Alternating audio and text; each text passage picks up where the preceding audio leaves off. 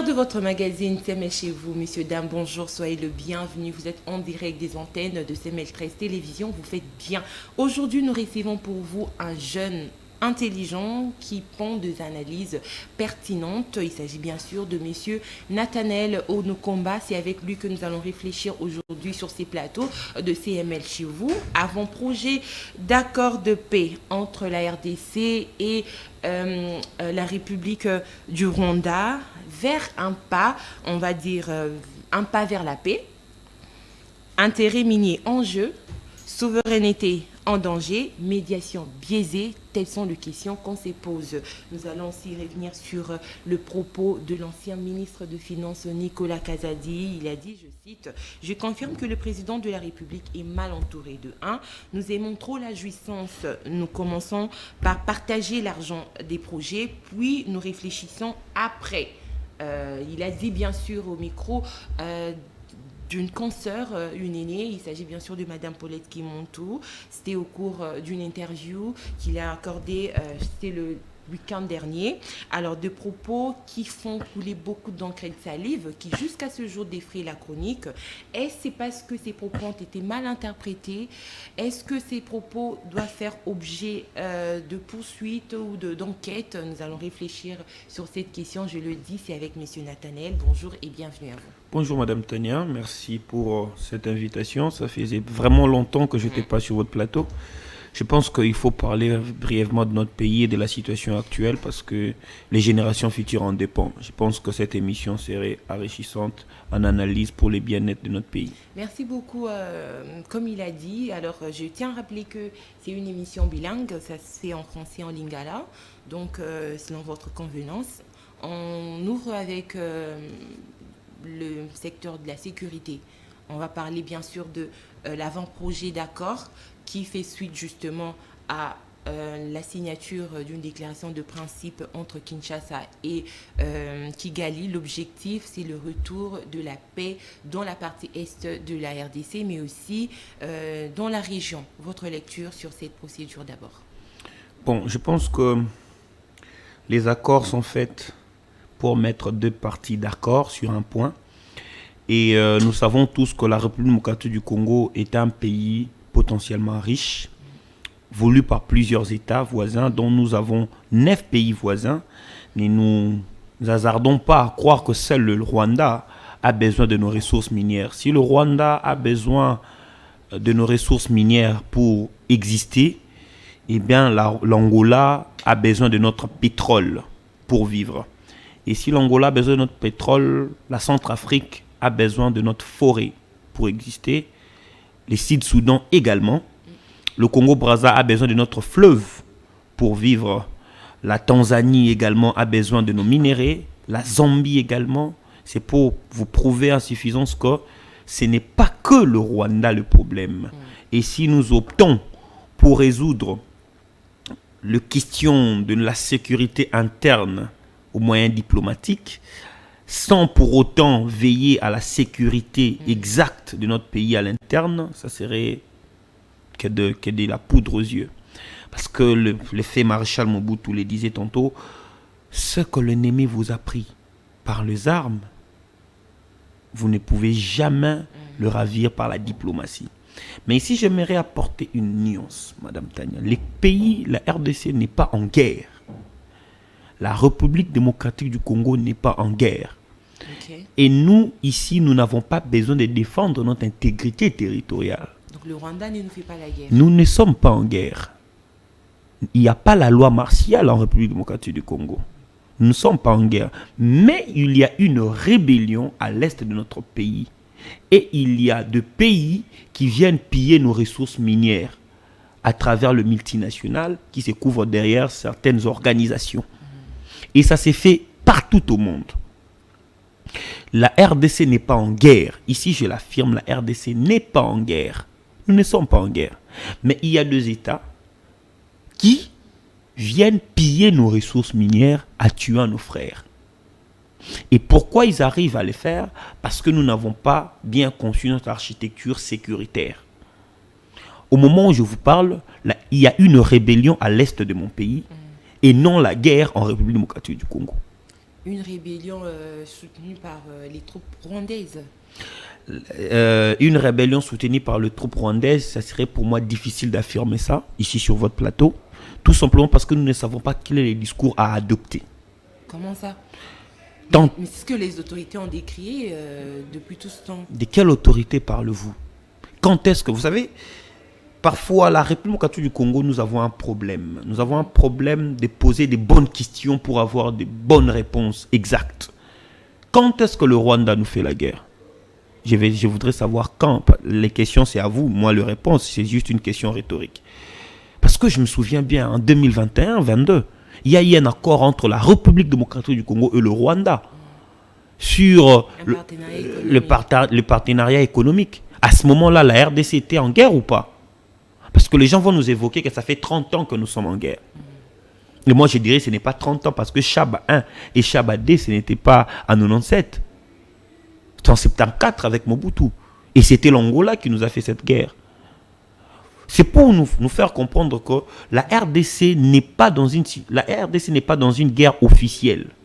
Mais il y a une rébellion à l'est de mon pays. Parce que la RDC est un pays qui doit vivre la guerre d'une manière permanente. La guerre, c'est notre mode de vie. Et cette guerre est officieuse. Être entouré de 9 pays voisins qui n'ont pas les richesses que vous en avez, d'office vous met dans une position d'être attaqué à tout moment. D'où normalement la priorité de la République devait être l'architecture sécuritaire. Et non ce que nous sommes en train de faire là. Mobutu n'a pas signé un accord de principe avec l'Angola pour finir cette guerre avec l'Angola. Et aujourd'hui, vous signez avec le Rwanda. Dites-moi, quand le Congo-Brazza va nous attaquer? Et donc, il faut retenir ici, nous ne sommes pas en guerre.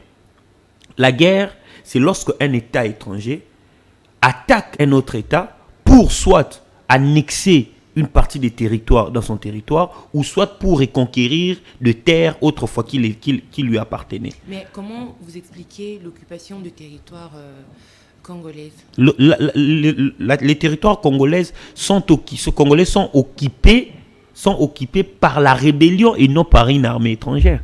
Ça, on doit être clair. C'est la rébellion qui occupe le territoire. Nos territoires sont occupés par une rébellion. Et quoi la... Mais ceux qui sont nommés, on retrouve des Rwandais également nommés dans ces villes occupées. Êtes-vous congolaise? Ou suis-je congolais? Qu'est-ce qui prouve? La preuve de la nationalité, le certificat de nationalité? Parce que jusque-là, c'est Mobutu qui a fait le recensement. Comment détectons-nous les Congolais? Par la morphologie? Je ne sais pas. Nous ne sommes pas encore organisés comme État. Voilà là où le problème se pose. Parce que, Madame Tania, lorsqu'on parle de la rébellion, l'on voit un groupe des individus qui ne sont pas d'accord avec l'ordre politique établi, avec le pouvoir politique établi. Ces gens-là sont mécontents du pouvoir et ils font ce qu'on appelle la rébellion. La rébellion, c'est contre le pouvoir. Mais l'agression, c'est contre le territoire. Mais que vient faire alors les troupes rwandaises en RDC, précisément dans la partie Est, en appui à ce rebelle? Je ne suis pas le porte-parole du Rwanda, mais à ce que je sache... Non, parce que vous dites qu'il s'agit d'une rébellion, vous venez de l'expliquer, qu'il s'agit bien sûr de... C'est comme les autres organismes ont parlé de l'opposition armée qui vit en RDC, c'est-à-dire leurs frères qui ont pris les armes contre le Congolais, leur propre pays, donc une opposition armée. Et comment justifier alors la présence de troupes rwandaises? Mais les Rwandais les ont justifiés. Ils ont dit c'est parce que ils veulent lever les... C'est parce qu'ils ont d'ailleurs nié, mais ils ont dit ils ont augmenté leurs mesures de défense. Oui, parce que le régime a su prouver à suffisance qu'ils étaient là, non par rapport à ce qu'ils donnaient comme justification, ce n'était pas vrai. Ils étaient là parce qu'ils voulaient piller les ressources de Kinshasa ou du Congo. Soyons cohérents dans ce qu'on est en train de dire, Madame Tania. Quand est-ce que le Rwanda nous fait la guerre? C'est ça la question. Quand est-ce que le Congo est en guerre? Si on arrive à répondre à ces deux questions, nous allons voir que nous jouons dans des jets de mots, de discours, des intentions de nos politiques, quand ça leur chante. D'où nous, le Congolais, surtout l'élite, on ne pose pas de vraies questions. Le Congo n'est pas en guerre. Mais il y a une rébellion à l'Est, comme la rébellion de Mouzé. C'est ce qui se passe aujourd'hui. Et il faudrait savoir, dans chaque rébellion, il y a ce qu'on appelle la base arrière. Et la base arrière de la rébellion ne peut pas être, on ne peut que taxer le Rwanda. Mais il y a aussi l'Ouganda, parce que Bunagana a la frontière avec l'Ouganda et non avec le Rwanda. Et cette rébellion qui occupe la partie Est est reconnue aujourd'hui dans la sous-région. Parce qu'ils ont signé concomitamment avec la SADC une déclaration commune. Ils ont signé une déclaration commune avec la présidence de la République démocratique du Congo, avec le gouvernement congolais. Donc, ce qui se passe en RDC, est-ce qu'il y a une opposition armée? Il y a une rébellion, une opposition armée reconnue par le président de la République lui-même. S'ils ont signé une déclaration commune, publiée à la RTNC, c'est parce qu'ils reconnaissent cette force. D'où il faut éviter de dire que le Congo est en guerre. Non. Il y a une rébellion. Mais le Congo est un pays voulu par les autres nations. Nous détenons les richesses que nos voisins n'en ont pas. Donc ils seront toujours mal intentionnés de nous les voler. C'est à nous d'organiser notre architecture politique sécuritaire à l'interne. Donc vous voulez dire que les accords qui seront signés à l'avenir entre la RDC et le Rwanda ne devraient pas voir le jour, parce que c'est pas le Rwanda qui est en train de faire la guerre à la RDC. On n'a pas besoin de ces accords. Vous savez, lorsqu'on aborde la question de la République démocratique du Congo, Madame Tania, il faut d'abord savoir que le Congo est une invention européenne. Le Congo est une invention européenne. C'est-à-dire, quelques individus se sont mis sur la table. Ils ont décidé à dessiner le Congo. Quand ils ont dessiné le Congo, ils ont dit ça serait la réserve mondiale. Personne ne doit être maître de la République démocratique du Congo. Raison pour laquelle, vous allez voir, la colonisation de la RDC ne s'est pas faite directement par un pays. Mais ils ont donné ça à un gestionnaire privé. Le roi, parce que le roi pouvait satisfaire toutes ses puissances. Et aujourd'hui, en aucun cas, la RDC peut appartenir aux États-Unis d'Amérique. Ça serait créer ces conflits internationaux. D'où il faut maintenant l'avènement de l'homme que j'appelle l'homme provident. Le Congo a un problème d'homme. Un problème de où il doit se situer. Parce que l'Union européenne ne peut jamais se séparer de la RDC parce que nous sommes la réserve, nous sommes comme l'air banque. Vous estimez que c'est pas un pays encore indépendant totalement? Nous ne sommes pas un pays indépendant. Et pour l'être, il nous faut un homme provident. Parce que nous sommes la banque du monde. La RDC, c'est la banque de l'Europe, c'est la banque de l'Amérique, c'est la banque du monde. C'est à la RDC que l'Union européenne, que le monde entier doit faire recours lorsque le monde aura pénurie d'eau, lorsque le monde aura pénurie de la faune, lorsque le monde aura besoin de minéraux, lorsque le monde aura besoin de ces 3 T. C'est à la RDC. D'où nous sommes privés d'exploiter beaucoup de nos ressources. Vous vous posez la question, pourquoi on n'exploite pas le gaz? Pourquoi on n'exploite pas notre pétrole? Pourquoi nos parcs ne sont pas gérés par nous? Posez la question, pourquoi certains minéraux ne peuvent pas être exploités maintenant? C'est parce qu'ils considèrent le Congo comme l'air bien, comme une banque. D'où il faut un homme provident. Mais nous n'avons pas cet homme. Et le président Tshisekedi? Non, le président Tshisekedi fait partie de la génération qui ont échoué. La génération que je qualifie de la génération des Sun City. Aujourd'hui, Madame Tania, parfois quand je regarde des analyses de nos aînés, de nos acteurs politiques, nous avons atteint un niveau où les partis politiques ont échoué. Lamentablement, depuis la validation par l'effet maréchal Mobutu des multipartismes, 30 ans après, qu'est-ce que ça nous a procuré? La détérioration de l'homme congolais. D'où, aujourd'hui, les gens qui se sont réunis en 2003, pour le même cause, ils veulent encore se réunir en 2025, pour le même cause. C'est inconcevable. Les gens qui se sont mis sur la table pour sortir le Congo de ce gouffre se retrouvent 25 ans après pour le même cause. Nous allons, excusez-moi d'être pessimiste, mais nous allons encore perdre 20 ans de nos années ici. Pour rien faire, on va tourner en rond si nous n'avons pas l'homme provident. Et quand je parle de l'homme provident, je parle d'un Vladimir Poutine en Russie. C'est lui qui est capable de dire aux oligarques, c'est fini. C'est l'intérêt de la Russie. On parle de gens comme de Mao, capable de dire, bon, la Chine ne veut pas être à la merci de tout le monde, il faut bâtir un pays. Je parle de gens comme de Castro, les gens qui sont capables de dire, je sais là où je suis en train d'amener les pays, comme de Kabila les pères. Vous serez choqués que je l'ai dit sur votre plateau, le Rwanda comme Paul Kagame. 94, le Rwanda n'était pas ce qu'il est aujourd'hui. C'était un village. Mais quand cet homme est venu, il a fait tout ce qu'il a fait. Regardez là où le Rwanda se retrouve. Connu le monde entier. C'est ça. C'est ces genres de hommes providents que nous voulons au Congo. Mais quand le président Félix Tshisekedi à son tour va vers les États-Unis, on parlerait d'un accord sécurité contre minerai contre sécurité. Ça, c'est parce qu'il veut aussi justement que la RDC devienne cet État indépendant et fort sur le plan sécuritaire. L'on devient un État lorsque on a le peuple, qui s'appelle la population, on a le territoire, on a la souveraineté, on a le gouvernement. Mais le peuple est défini de différentes manières, mais ce que moi j'aime, c'est la manière dont les Français définissent cela. Et quand on parle de ça, le vouloir vivre ensemble. Est-ce que sommes-nous un peuple? Avons-nous une histoire? Lorsqu'on veut bâtir un État, c'est un projet de 30 années à venir. On commence par l'éducation. Connaissez-vous le système éducatif congolais? Maîtrisez-vous l'histoire de notre indépendance? Quel est le genre de l'homme congolais? Pourquoi aujourd'hui, quand vous voyez un Russe, vous avez l'impression que c'est quelqu'un qui n'aime pas qu'on puisse tonner sur lui? Pourquoi quand vous regardez les Américains, vous avez l'impression qu'ils sont forts? Parce qu'ils nous ont vendu les illusions dans les cinémas. Ils nous ont vendu les illusions dans des documentaires. Ils nous ont vendu les illusions dans les séries. C'est-à-dire, ils ont créé l'homme américain. Et nous, on n'a pas su faire ça. Le président Félix est venu, il a détruit l'enseignement avec ses gratuités d'enseignement. Programme d'enseignement, on n'a pas révisité. Détruit ou l'idée c'était que tous les enfants à l'école? C'est détruire. C'est détruire. Mieux vaut envoyer 10 élèves pour une formation de qualité qu'envoyer 100 élèves pour une formation de quantité. Il a manqué la qualité. On n'a pas de qualité.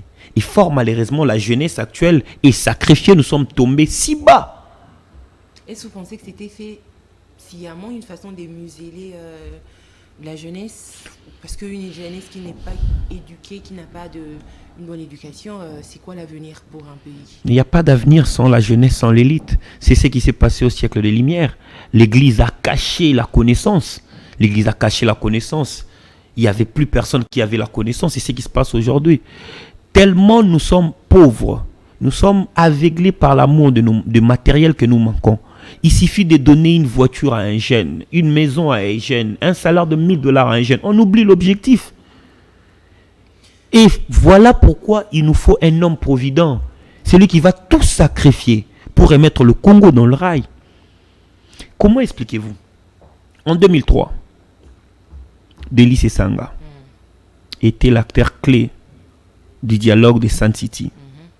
En 2025, il est un acteur clé. En 2003, Vital Kamerhe était un acteur clé de ces dialogues. En 2025, Vital Kamerhe l'est.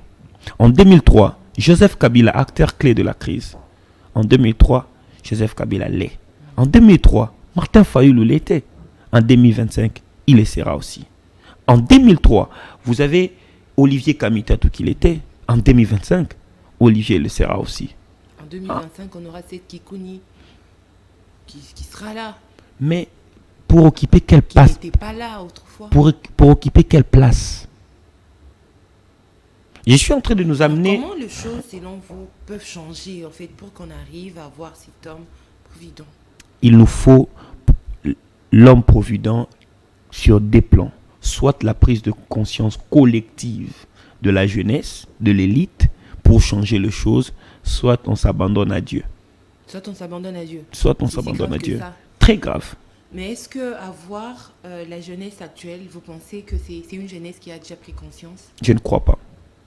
Donc, entre-temps, il faut alors faire confiance aux différents processus engagés par le gouvernement. Ces processus vont simplement résoudre le problème conjoncturel et non structurel. Ces processus vont créer des nouveaux riches. Ces processus vont créer des nouveaux frustrés. Mais on a vu l'opposition refuser l'opposition n'a pas voulu participer aux consultations initiées. On peut dire que c'est une opposition qui sait où elle va aujourd'hui. En réalité, je ne parle ni de l'opposition ni de la majorité. Je parle d'un problème générationnel. Et vous allez remarquer qu'à mes prises de parole, je ne veux pas vraiment me mettre dans ces casquettes politiques que j'ai toujours eues. Mais je regarde la génération, je regarde... Parce qu'on veut arriver à avoir cet homme provident, comme voilà. vous le dire. Oui. Et aujourd'hui, la génération que nous sommes aujourd'hui est déjà sacrifiée. Et les problèmes, on évalue une génération peut-être après 10, 20 ans.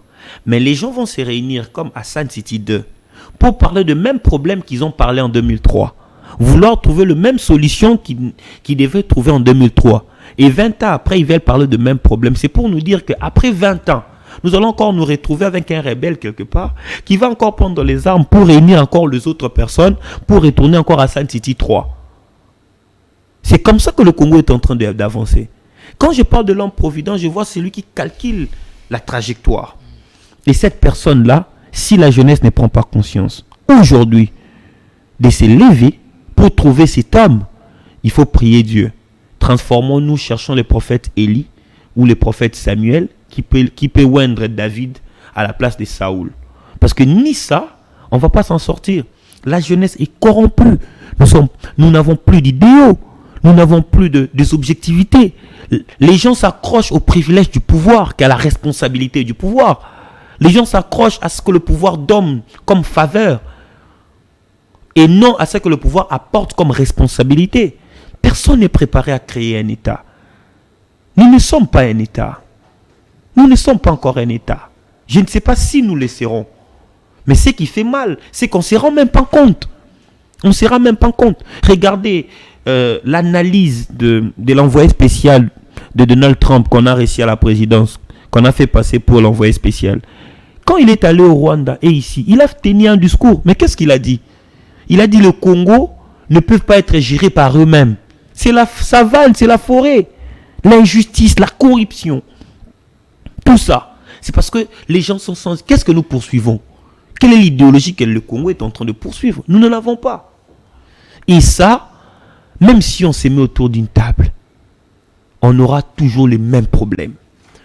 Croyez-moi, 20 ans après, on va encore se retrouver autour d'une table pour parler encore de la légitimité, parler encore de la corruption, parler encore du tribalisme. Mais maintenant que les États-Unis, on va dire, s'est imprégné de cette situation, vous restez toujours dans cette optique-là que 20 ans après, le Congo fera face à ce même problème? Mais les États-Unis... Même avant qu'ils procèdent justement à la signature d'un accord entre les États-Unis et la RDC, le gouvernement Trump est clair là-dessus pour dire qu'il faut d'abord qu'il y ait organisation au niveau interne.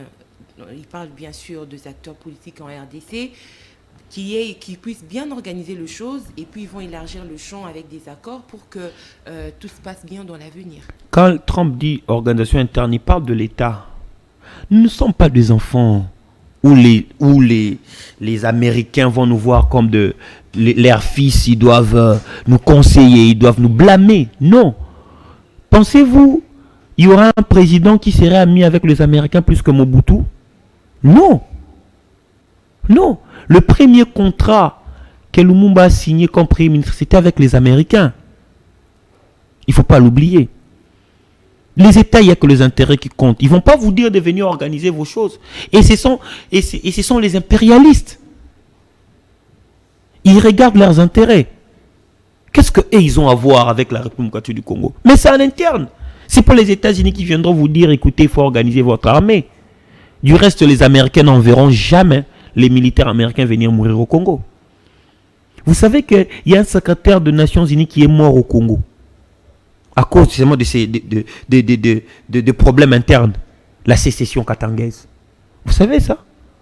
Mais est-ce que vous pensez que ça a mis fin à quelque chose? Si on ne prend pas conscience, comme les Burkinabés l'ont pris avec Ibrahim Traoré, ça serait compliqué. Il faut un homme provident. Je suis maintenant à la recherche de cet homme. Quand je parle de l'homme provident, C'est lui qui porte le problème du Congo. C'est lui qui a la vision pour le pays. C'est lui qui sait là où il est en train d'amener le pays. C'est lui qui va pas... C'est lui qui a l'amour du pays. Oui, c'est lui qui n'a pas besoin d'argent. C'est lui qui n'a pas besoin de couvrir ses amis au nom de l'amitié. Mais c'est lui qui est capable de servir le pays. Tout ce qu'il fera pour le pays. C'est lui qui calcule, il sait que dans 10, 20, je laisserai mon pays là. Même malgré je vais mourir. Tu te vois être cet homme? Ça dépend. Ça peut être 7, ça peut être moi, ça peut être vous, ça peut être qui que ce soit. Cet homme provident, c'est la prise de conscience de la jeunesse. Et si nous prenons conscience, il y aura une personne là qui prendra les devants. Et moi, je pense que cet homme-là, nous pouvons le trouver. Il est temps. On a été maintenu 20 ans depuis 2003 jusqu'à ce jour. Dans la routine, il a gagné les élections, il a détourné, lui n'a pas gagné. Et lui, il a fait ceci, c'est lui qui prête serment. Et puis, où est le Congo? Depuis 2003 jusqu'à ce jour, où est le Congo? Pensez-vous que nous sommes l'unique pays qui a vécu la guerre?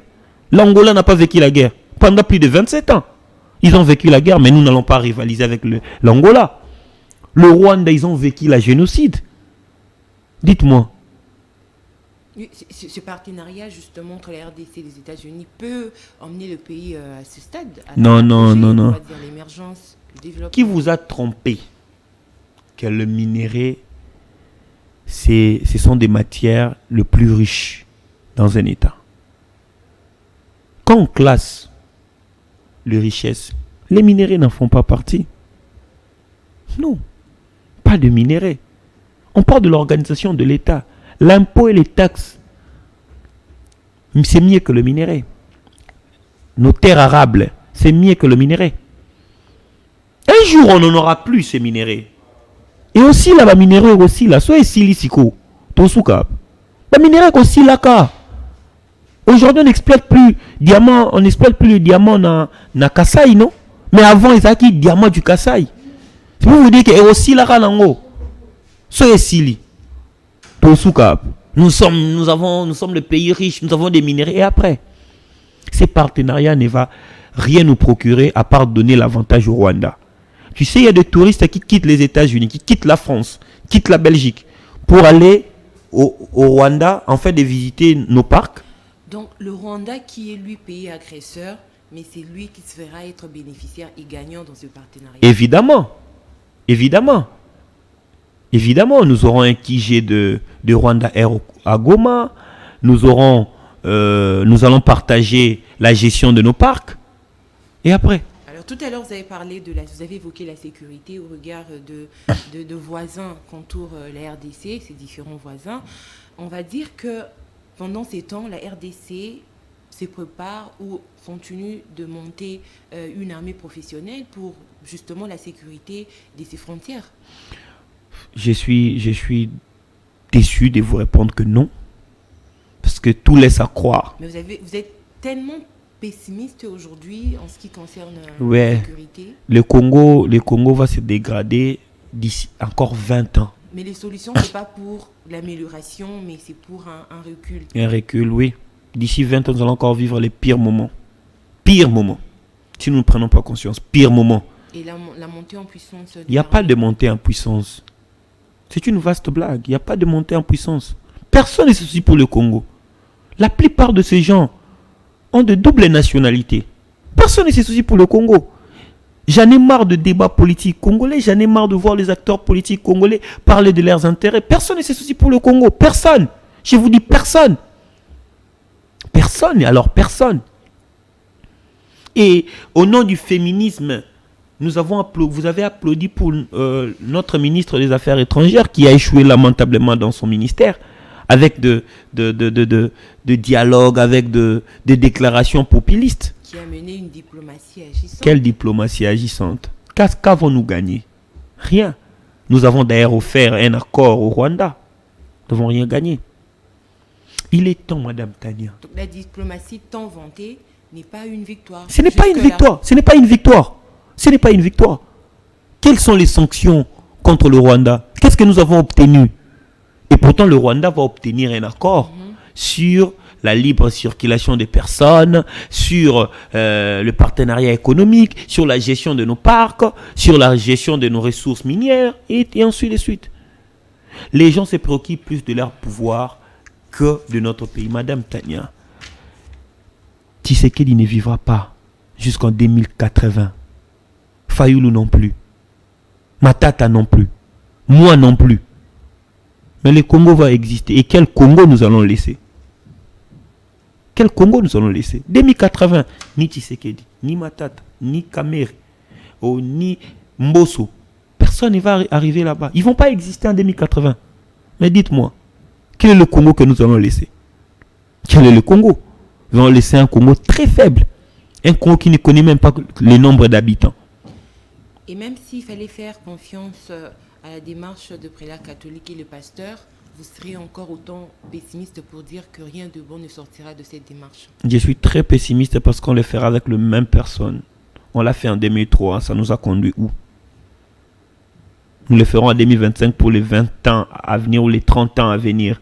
Et après 30 ans, on aura encore un mouvement rebelle qui va naître quelque part. Mais et même puis... cet homme provident dont vous souhaitez voir, s'il vient et trouve un Congo divisé, comment il va faire lui pour réunir le Congo et faire preuve, on va dire, amener le pays justement à une émergence? Il doit trouver un pays uni, des Congolais unis, pour qu'ils réussissent à marquer ses empreintes. C'est l'autorité politique, c'est le pouvoir politique qui nous met d'accord. Tu n'as pas besoin d'avoir la sympathie des gens. On ne dirige pas le pays sur base des chimères des autres personnes. Non. Ah, donc aujourd'hui, on ne va pas parler des frustrations. Non, on n'a pas besoin de ça. Écoutez, moi je suis d'accord pour l'initiative de la Senko. Mais avec quelle personne? Avec qui? Pour parler de quoi?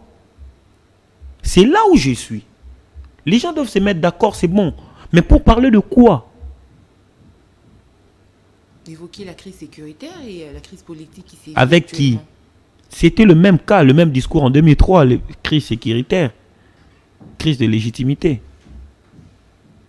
Nous voilà aujourd'hui, à nouveau, en train de tenir le même discours. Avec qui?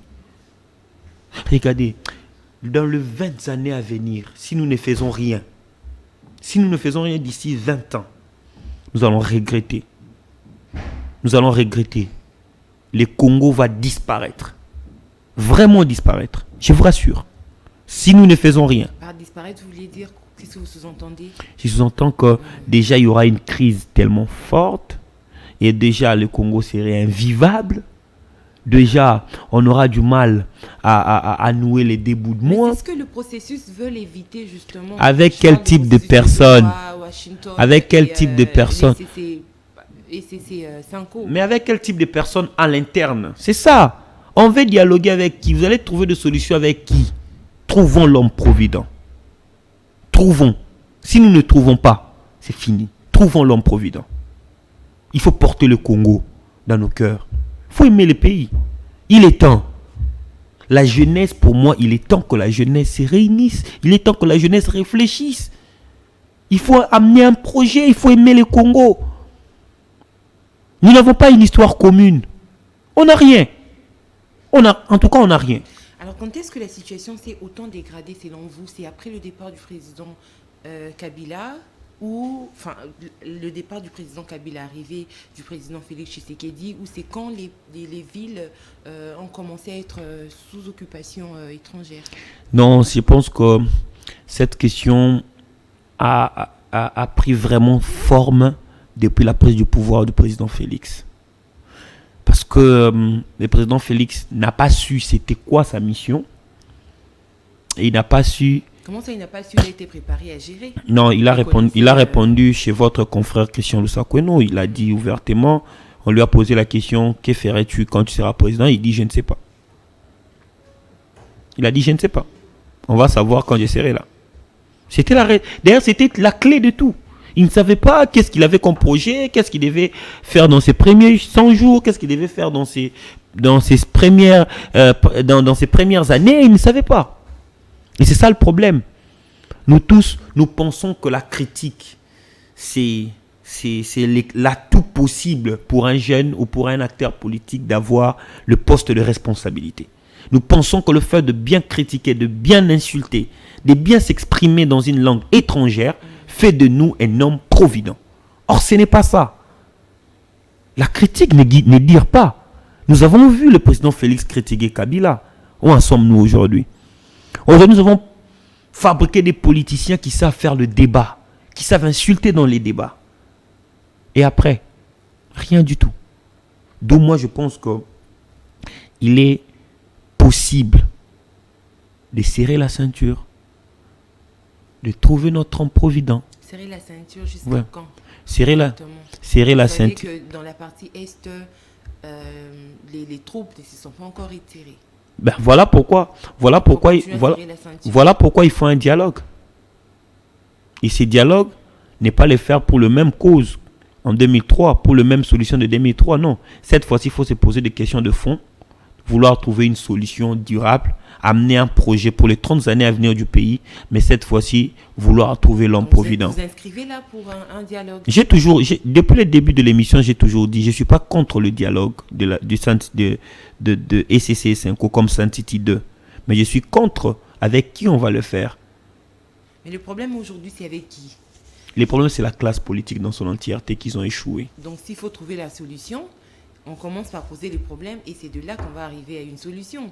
Donc, si c'est la classe politique qui a échoué, il faut, c'est comme Fayoul le disait, c'est mettre autour d'une table c'est comme ça qu'il appelait un dialogue de vérité, pour se dire des vérités en face. Tu as échoué dans tel domaine, tu as échoué, donc il faut que tu partes ou il faut qu'on change des postes, des missions. Donc ça doit être défini comme ça entre ces acteurs politiques qui ont échoué. Et cette fois-ci, ça doit se faire avec une nouvelle génération. Donc vous voulez qu'ils intègrent l'aspect de, on va dire... ces dialogues doivent apporter... Des jeunes qui doivent être intégrés, qui ne sont pas forcément... qui ne ressortent pas forcément des partis politiques. Ces dialogues doivent apporter une touche générationnelle et non politicienne. Le dialogue national ne doit pas viser que l'aspect politique de la chose. Les consultations n'ont pas visé que des politiciens. Non, qui consulter qui? Le président Félix, il va consulter combien de fois? Il est lui-même le problème. Mais justement, non. Il est lui-même. Ils n'ont pas consulté que des politiques. Il est lui-même le problème. Il n'a pas besoin de consultation. Il est lui-même le problème. Et on n'a pas besoin de consolider son pouvoir. Ici, on parle de ceux qui dépassent même son pouvoir. On parle de la nation, on parle du pays. S'il est le problème, donc il peut être la solution. Ah oui, il est le problème, il peut être la solution, bien évidemment. Et puis, quand Joseph Kabila dit qu'il est le problème et la solution, parce que Kabila a vécu 2003. Kabila a vécu 98. Il sait. Parce qu'il sait aussi que lui, Joseph Kabila, c'était d'abord lui le problème. Il sait qu'en 98, le Congo était divisé.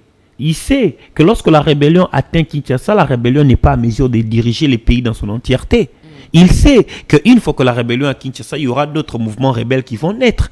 Et ces mouvements rebelles vont naître simplement avec les personnes qui sont autour du président aujourd'hui, les milliardaires qui sont autour du président aujourd'hui, qui se considèrent le leader dans chaque coin de province, ils vont retourner chez eux. Bemba est retourné en 98 chez lui en Équateur parce qu'il avait l'argent. C'est comme ça que les autres vont retourner. Et ils vont se créer des mouvements politiques tout à chaque cas. Nous allons encore revenir sur la table pour négocier afin de continuer, de co-gérer. Kabila le sait. Et c'est une situation invivable. Pour mettre en place une architecture politique, ça nous a pris 15 ans. Et c'est ça où il dit, le problème c'est Félix, la solution c'est lui. C'est-à-dire le problème c'est lui. Pour qu'il trouve la solution, ce n'est que le dialogue. Et non le discours qu'il est en train de tenir, les pantins, les rigolos, tout ça. Mais ça, ce sont des problèmes conjoncturels.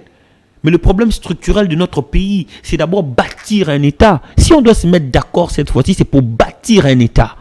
Et pour bâtir un État, on doit avoir une vision. Et cette vision doit être portée par une personne que j'appelle l'homme provident, avec une génération qui sera consciente cette fois-ci. Et d'où je ne trouve pas.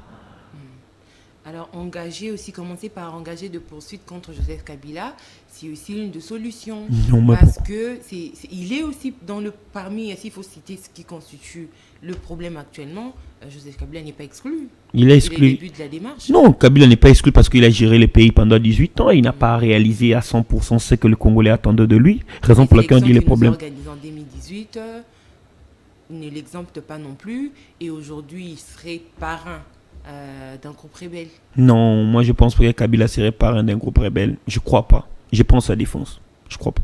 Vous prenez sa défense? Ouais. Sur base de quoi? Vous savez, je vais un peu vous choquer. Savez-vous si Kabila, les pères et son fils n'étaient pas en République démocratique du Congo?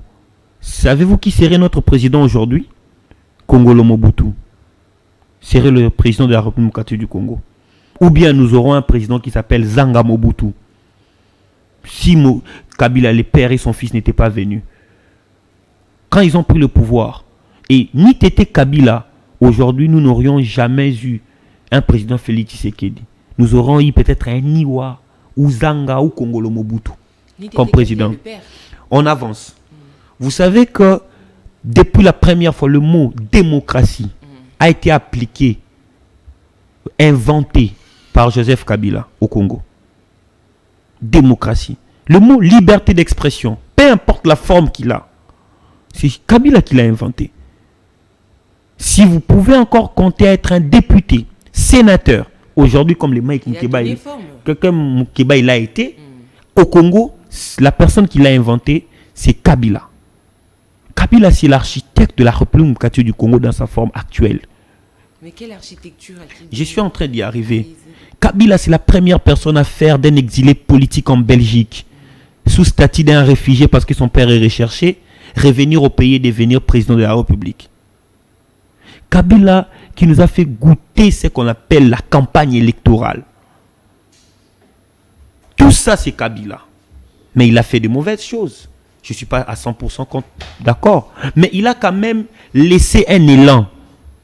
Et cet élan-là, c'est l'élan de la démocratie que Tshisekedi devrait consolider. Et ce n'est pas aujourd'hui que nous allons venir dire non, Kabila c'est un sorcier. Soyons d'abord sérieux. Pensez-vous que Kabila est différent de... Kabila, si vous voulez se comporter comme Kagame, qui allait l'empêcher? Bien comme Sassou, qui allait l'empêcher? S'il devait se comporter...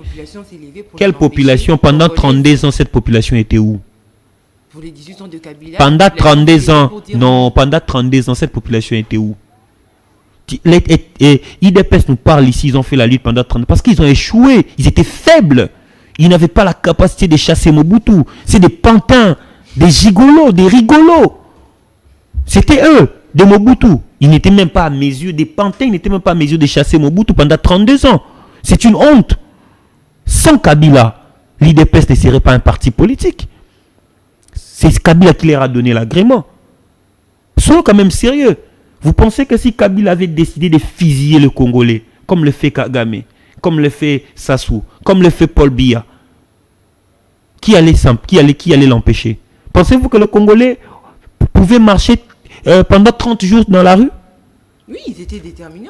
Ils ne l'ont jamais. On ne l'a jamais fait. On ne l'a jamais. Envers Joseph Kabila pour demander son départ, qu'il parte. Mobutu a dit. Ils s'appellent les Maï-Maï. Ils ont des gris-gris. Ils ont la population, mais nous on a la poudre à canon. On ne résiste pas devant la poudre à canon. Non. Je ne suis pas en train de dire que mon peuple est faible. Mais c'est pour vous dire que c'était la volonté de tous les deux partis. Kabila a vaincu ses propres démons. Kabila a vaincu les démons de la dictature, les démons du pouvoir, les goûts du luxe du pouvoir. Il a vaincu ça après 18 ans. Il a vaincu ça après 10 ans. Il a vaincu ça après 10 ans. Kabila n'a pas dirigé 18 ans. Kabila n'a pas dirigé. Il a dirigé d'ailleurs 7 ans. Combien de processus?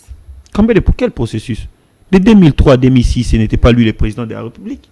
Vous voulez dire quoi? Ouais, là, on parle... Non, je parle de processus électoral des élections qu'il a eu organisées. Il a organisé les élections en 2006. Oui. Donc, il a gagné les élections. Que je vous le démontre?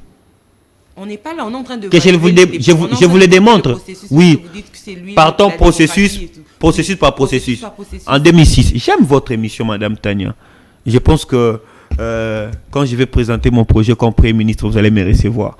Attendez. 2006, quand il a gagné les élections, il était face à qui? Face à Jean-Pierre Bemba, non?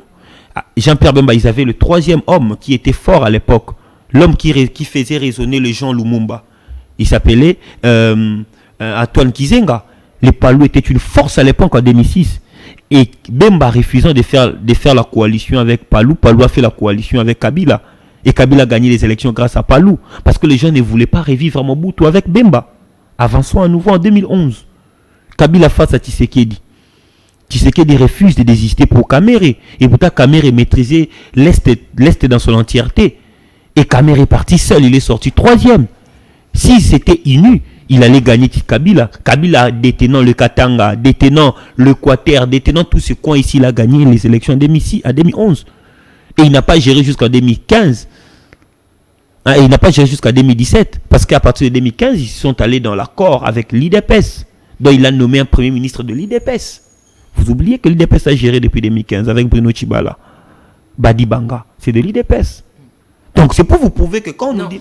Il s'agit on va dire, les manigances africaines ont fait une façon de vouloir rester au pouvoir. C'est pourquoi il y a des naissances de crise, parce que Kabila, il devrait partir en 2016, mais pourquoi il n'est pas parti? Parce qu'il y a eu dialogue, parce que les Congolais se sont déchirés, un peu comme ce que nous sommes en train de vivre aujourd'hui. Donc ça, c'est digne des hommes politiques congolais. C'est pour dire ceci. Donc on ne va pas acclamer Kabila, parce qu'il n'a pas fait... Non, c'est pour dire ceci. On ne va pas acclamer Kabila. Oui. On n'a pas besoin d'acclamer Kabila. Mais Kabila mérite notre respect. Parce que nous avons la République démocratique du Congo, une invention pire de Joseph Kabila. C'est tout.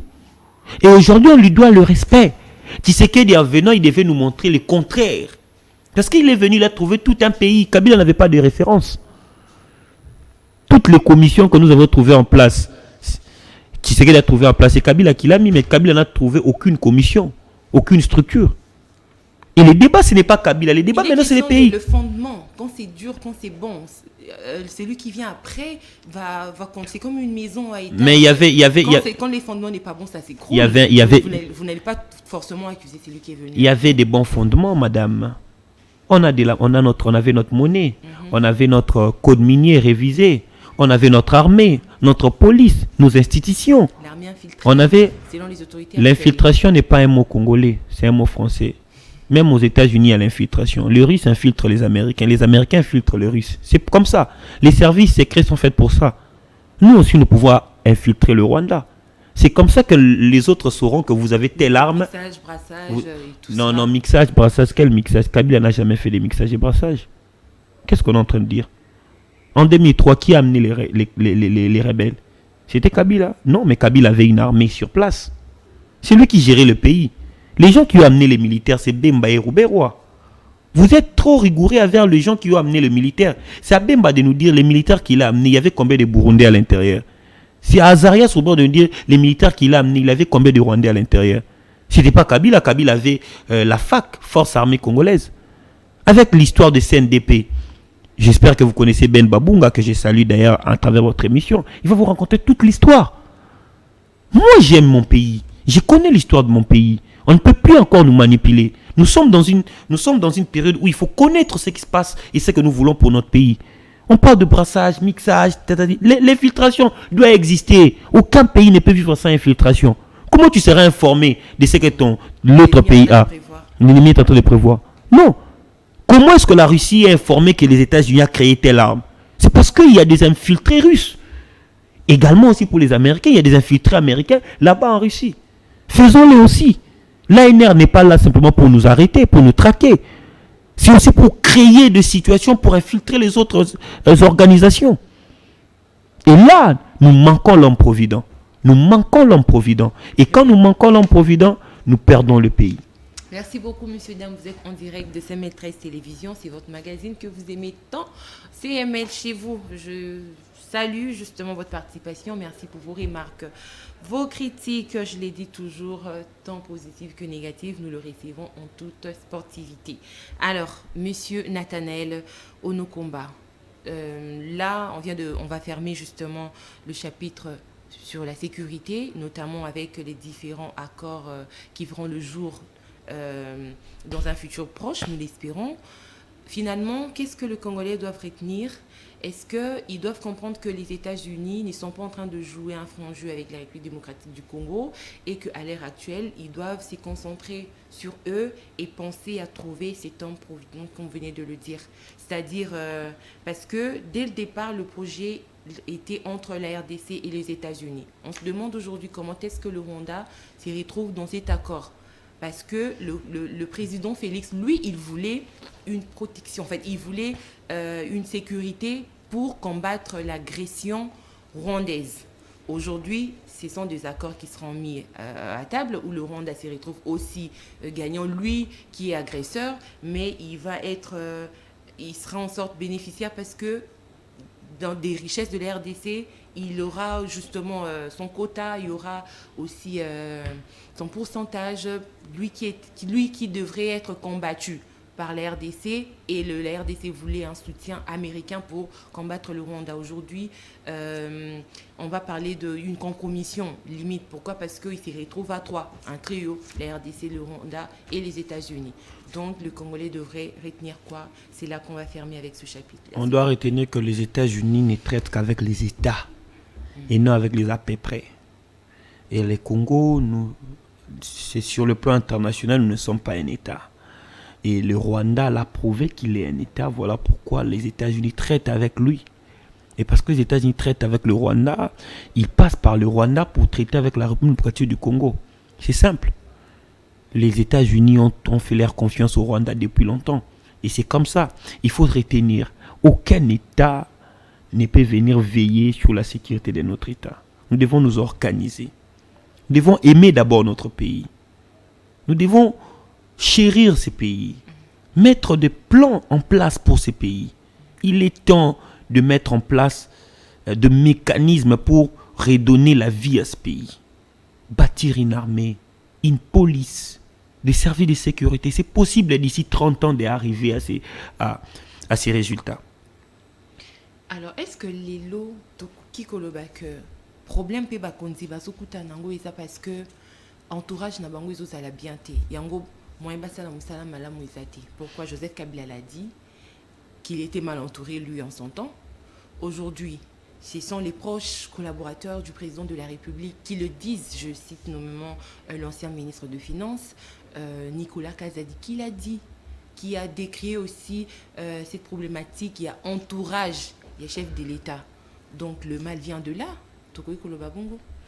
Dis-moi, les chefs s'entourent ou les chefs est entouré? Juste une nuance. Les chefs s'entourent ou les chefs est entouré? Vous allez voir que c'est les chefs qui choisissent son entourage et non le contraire. Déjà, quand je parle de l'homme provident, c'est lui qui a la vision. Moi, par exemple, je parle de moi. Après 18 heures, je ne sors pas. Tu me verras jamais dans un bar en train de prendre un verre, patati patata, non. Non, braquer ma caméra. Ouais, braquer ma caméra. Après 18 heures, je ne sors pas. Ce qui revient à dire que même le fait, je ne pars pas. Je ne filme pas. À la limite, jusque-là, je ne suis pas encore marié. Au-delà d'être marié, jusque-là, je ne suis pas encore fiancé. Ce qui me laisse encore très libre. Tu sais pourquoi j'ai dit ça? C'est pour vous prouver que à chaque fois que j'aurai besoin d'un ami, mon ami ne doit pas être une personne qui viole ses principes. Il doit savoir que Nathan a moutouma boalinga ate ba programme après 18 heures. Bon, Nathan linga na été ba j'ai tout ça la boue. Nathan linga raboete. C'est ça. Et le président de la République, c'est lui qui doit savoir ce qu'il veut du pays et quelles sont les personnes qui vont l'aider à accomplir ce qu'il veut dans le pays. Je vous donne un exemple. Vous connaissez Liaou, Madame Tania. Quand vous regardez Liaou, il est ministre, je crois, de la fonction publique. Avez-vous un témoignage négatif pour ces ministres? Moi, non. Depuis qu'il est là, je sais que c'est un technocrate, il travaille, il fait son travail comme il se doit, il se bat pour réguler ces secteurs-là de fonctionnaires, quand bien même ce n'est pas à la perfection, mais il y a des avancées que lui, il fait. Ce qui est sûr, l'impayement, ce n'est pas le ministre. Non, c'est pas lui, mais il est en train de réguler. Oui, il est en train de réguler. Aujourd'hui, nous pouvons savoir qu'on a autant de fonctionnaires, il y a autant qui sont mécanisés. Ça, c'est son secteur. Dans son secteur, il travaille. Mais est-ce que cela empêcher au président de trouver les autres dans d'autres secteurs? Non. C'est quand tu veux t'entourer de personnes qui sont intelligentes, tu vas t'entourer. Et aujourd'hui, tu ne me verras pas venir le critiquer parce que, je sais pas, parce que je suis de l'opposition. Le problème, c'est le président Félix, ce n'est pas l'entourage. Parce que je vous ai donné l'exemple d'Eliaou. Non, mais son collaborateur l'a dit. Il a eu le temps. C'est comme tu as dit l'exemple. Moi, je connais Nathanaël. Nathanaël, comment il est? On me pose des questions sur Nathanaël. Je sais dire que Nathanaël. Mais c'est parce que moi. C'est son entourage. Non, pas l'entourage. Voilà pourquoi j'étais demandé. Les chefs ne s'entourent pas. Ils choisissent son entourage. Voilà pourquoi j'étais donné l'exemple d'Eliaou. J'étais aussi dit que c'est moi. Il a fait confiance. Non. Il a cru, c'est justement. Il connaît Voilà tout. pourquoi l'IAO a fait. Il y a le preuve de l'IAO comme VPM au niveau de la fonction publique, des preuves des autres personnes.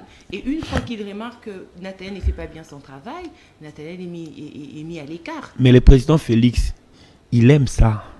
Il aime quoi? Il aime ce qui se passe aux alentours de lui. Il n'est pas rigoureux. Vous voyez le président Félix. Il n'est pas rigoureux, mais. Regarde, vous savez s'il vous plaît. Il n'est pas revenu. Vous savez, le président Félix, c'est un bon père, un bon oncle, un bon grand-père, un bon mari, un bon grand frère. Et d'ailleurs, je souhaiterais même qu'il serait un bon beau-père que j'aurais bien voulu avoir. Le président fait oui, un beau-père que je voulais avoir peut-être. Mais c'est un mauvais président. Un très mauvais. Non. Je vous dis. Pas si mauvais. Un très mauvais président, ouais. Tout simplement pourquoi? Parce qu'il est là, il est humain. C'est que Nicolas Kazadi a dit hier est passible d'une poursuite judiciaire à la contre du président Félix. Comment expliquez-vous quelqu'un qui va vous dire qu'on se partage l'argent du projet? Quand ils disent l'argent du projet, là, c'est ton argent. Les gens ne trouvent pas la gravité de ces propos. Pour aller jouir de leur côté, à leur façon. Les gens ne voient pas la gravité de ces propos. Quand ils disent on se partage l'argent du projet, ça dit c'est ton argent, les impôts que tu payes. Nous réfléchissons après. Nous réfléchissons après. Il dit nous partageons, c'est-à-dire il vous confirme tacitement que l'argent du lampadaire et des forages, ils se sont partagés. Non, c'était de façon générale. Oui, quand il dit nous, lui il était ministre de quoi? On va dire problématique générale. Non, il a dit nous partageons l'argent de quoi? Des projets. Lampadaire était un projet ou pas? Forage était un projet ou pas? C'était un projet. Et à l'époque, il était ministre des Finances. Lui, il sait d'ailleurs même les gens qui se sont partagés. Les gens qui l'ont donné l'argent. Parce que c'est lui le ministre des Finances. D'ailleurs, je pense même que... Non, il a répondu à cette question. Il a éclairé l'opinion pour dire que... J'ai fait les arachillogismes. Les arachillogismes, c'est simple, non? Il a dit quoi? Nicolas, il a dit, nous partageons l'argent du projet, la jouissance et nous réfléchissons après. Nous partageons. Lampadaire forage était un projet ou pas? C'était un projet. Nous partageons. Qui partage si ce n'est pas l'argentier de la République? Et étant l'argentier de la République, donc c'est lui qui les avait partagés. Donc pendant le temps qu'il était ministre des Finances, c'est lui qui partageait cet argent, selon ses propres dits. D'où aujourd'hui, c'est normalement que les gens puissent se poser plusieurs questions. Dites-moi, qui partage si ce n'est pas l'argentier? Qui touche l'argent? Qui ordonne? Donc, bah, rappelez-nous, à place Moraboué, bon, au par nayo. A te fo mais au par à Mokonzi. Te Mokonzi marambo est bien ôté. Bon, au par nabiso à Olobane l'ôté. C'est ce que Nicolas Kazadi a dit. Nous partageons. Et aussi longtemps que Lampadaire était un projet, Forage était un projet, ils se sont partagés. Et le président est au courant. Allez-y comprendre. Nous partageons l'argent de projet. Il faut retenir cette phrase. Et nous réfléchissons après. Nous. Et nous, quand il dit nous, il s'inclut à l'intérieur. Et Lampadaire était un projet. Le ministre a posé une problématique générale du pays dans son nous là. On peut le prendre comme ça. Et non. Quand il dit nous partageons l'argent de projet, il ne le dit pas quand il était hors système. Il le dit quand il était dans le système. Nous, ça veut dire nous. Qui dirige. Il inclut lui à l'intérieur. Et à l'époque, il était qui? L'argentier national, ministre des Finances. Nous partageons l'argent de projet. Alors, nous savons que nous partageons l'argent de projet. lampadaire forage était un projet ou pas? C'était un projet. Est-ce que lampadaire et forage, il y avait l'argent? Oui. Est-ce qu'ils se sont partagés? Oui. Qui a partagé? C'est les ministres de Finances. Il était qui? Vous voyez? C'est comme ça. Et aujourd'hui, on va dire non, le président Félix aime les pays, changement Donc, des narratifs. on va retenir que les ministres ne parlaient pas d'une problématique générale. Non, on doit seulement retenir ceci. Les ministres a seulement peint le tableau de ce qui se passe. Il vous a dit clair, nous partageons l'argent de projet. Et nous savons que lampadaire et forage était un projet. Donc les ministres de Finances s'est partagé cet argent avec d'autres ministres. La justice a tablé sur cette question. Non, mais moi j'ai entre la justice et les paroles des ministres, je vais croire à qui? Le ministre a fait une confession publique. Peut-être il paraîtrait, j'imagine, j'espère, ou je pense à Skip. À Skip, il a été hanté par l'argent des impôts de Congolais qui l'ont poussé à faire une déclaration publique. Et je m'adresse au ministre de Finances. Je m'adresse, non, l'ancien ministre, vous avez toute ma gratitude. C'est seulement ceux qui ne demandent pas pardon qui ne méritent pas être pardonnés. Vous avez fait un bon boulot, un bon travail. C'est-à-dire? Il s'est confessé. Et les Congolais ont compris qu'ils se partagent l'argent du projet. Et les lampadaires étaient un projet. Il n'a pas accepté de partir avec ça sur la conscience et il a renoncé. Merci beaucoup, ministre Nicolas Kazadi. Et ici, j'en profite pour vous dire, j'aimerais vous voir pour parler de certains conseils que j'aurai en matière de finances. Très bien. Merci beaucoup, monsieur Nathanaël. Donc, les propos du ministre n'ont pas été mal interprétés. Non. Là, il était en pleine confession. Oui, il a confessé. Devant la nonne Paulette Kimuntu. Très bien. Merci beaucoup. Cette émission est pratiquement terminée. Votre mot de la fin. Merci beaucoup, Madame Tania. Moi, je pense que je vais juste dire une chose à la jeunesse. Nous n'avons pas le même parti politique en commun, mais nous allons souffrir de la même manière d'ici 20 ans. Déjà, nous allons crever de la même manière d'ici 20 ans. Il est temps de se réveiller et trouver l'homme provident. C'est tout ce que j'ai à dire. Très bien, merci beaucoup. C'était M. Nathanaël Onokamba. C'est avec lui que nous avons réfléchi durant pratiquement 1 heure. Alors merci à vous également pour votre confiance. Monsieur Nathanaël, on s'est dit à la prochaine. À la prochaine, Madame Tania. Merci à vous. Je vous dis également à la prochaine pour un nouveau numéro avec un nouvel invité. D'ici là, portez-vous bien et surtout restez branchés au programme de votre chaîne, CML13 Télévision. Au revoir.